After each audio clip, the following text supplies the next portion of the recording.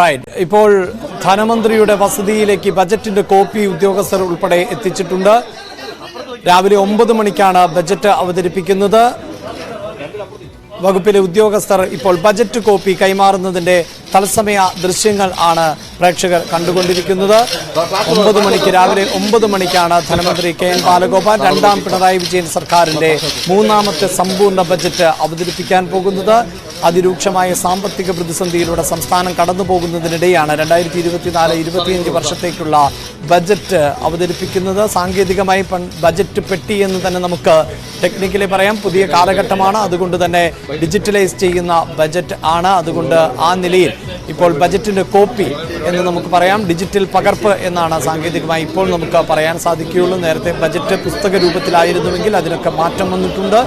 ഇപ്പോൾ ലാപ്ടോപ്പിൽ ആണ് അല്ലെങ്കിൽ ടാബിൽ ഒക്കെയാണ് ബജറ്റ് അവതരിപ്പിക്കുന്ന പുതിയ കാലഘട്ടം. എന്തായാലും തയ്യാറാക്കിയ ബജറ്റിന്റെ പൂർണ്ണ രൂപം ആണ് ഇപ്പോൾ ഉദ്യോഗസ്ഥർ കൈമാറുന്നത്. അതിന്റെ ദൃശ്യങ്ങൾ ആണ് കണ്ടുകൊണ്ടിരുന്നത്.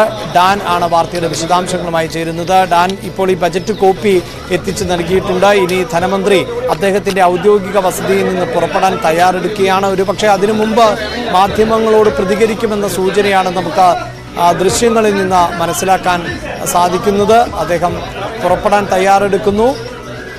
KN ബാലഗോപാലിന്റെ 4ാമത്തെ ബജറ്റ്, രണ്ടാം പിണറായി വിജയൻ സർക്കാരിന്റെ 3ാമത്തെ സമ്പൂർണ്ണ ബജറ്റ് ആണ് അവതരിപ്പിക്കാൻ പോകുന്നത്. കേന്ദ്രവും സംസ്ഥാന സർക്കാരും തമ്മിലുള്ള ആരോപണ പ്രത്യാരോപണങ്ങൾ കൂടുതൽ രൂക്ഷമായ പശ്ചാത്തലം കൂടിയുണ്ട്.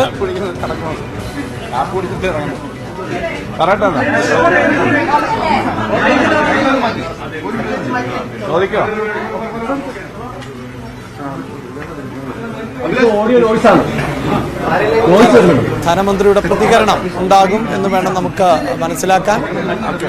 അഡ്വക്കേറ്റ് ജനറലിന്റെ കാര്യം സംസാരിക്കാനല്ലേ, രാവിലെ ബഡ്ജറ്റിന്റെ കാര്യം സംസാരിക്കാനല്ലോ. അത് കഴിഞ്ഞിട്ട് പത്രസമ്മേളനത്തിനെല്ലാം പറയാം.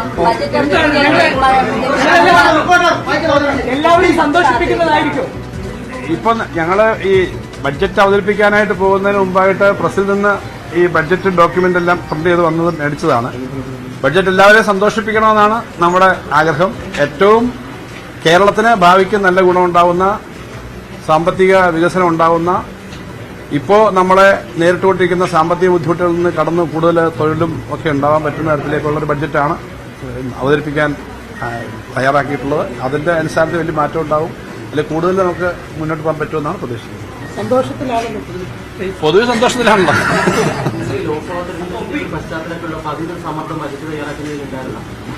സമ്മർദ്ദം എപ്പോഴും ബഡ്ജറ്റ് തയ്യാറാക്കുമ്പോൾ ഉണ്ടാവും. കാരണം ബഡ്ജറ്റ് എല്ലാം കൂടെ കൂട്ടി യോജിപ്പിച്ചെത്തിക്കേണ്ടതല്ലേ.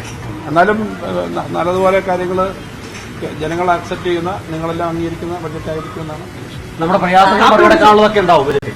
പ്രയാസങ്ങൾ മറികടക്കാനുള്ള ശ്രമങ്ങളാണല്ലോ. നിലവിലെ സാമ്പത്തിക പ്രതിസന്ധി ഉണ്ട് എന്ന് മന്ത്രി തന്നെ വ്യക്തമാക്കിയിട്ടുണ്ട് നേരത്തെ. ഉണ്ട്, സാമ്പത്തിക ബുദ്ധിമുട്ട് നമ്മൾ സ്വാഭാവികമായിട്ടുണ്ടായതല്ല, കേന്ദ്രത്തിന്റെ നിലപാടുകൾ ഉണ്ടായതാണ്. അതിന്റെ തർക്കങ്ങൾ നടക്കുകയാണല്ലോ. ഇപ്പം നമ്മൾ മാത്രമല്ല ഇത് പറഞ്ഞത്, നമ്മൾ പറഞ്ഞതിന്റെ കൂടെ എല്ലാ സ്റ്റേറ്റുകളും വന്നു. KPCCയുടെ ഇന്നലത്തെ വലിയ പരിപാടിയിൽ AICC പ്രസിഡന്റ് തന്നെ വന്ന് പറഞ്ഞത് കേന്ദ്ര ഗവൺമെന്റ് ചെയ്തുകൊണ്ടിരിക്കുന്ന നിലപാടുകൾ സംസ്ഥാനങ്ങളുടെ ഫെഡറലിസത്തെ, അവകാശങ്ങളെ ബാധിക്കുന്നതാണ്.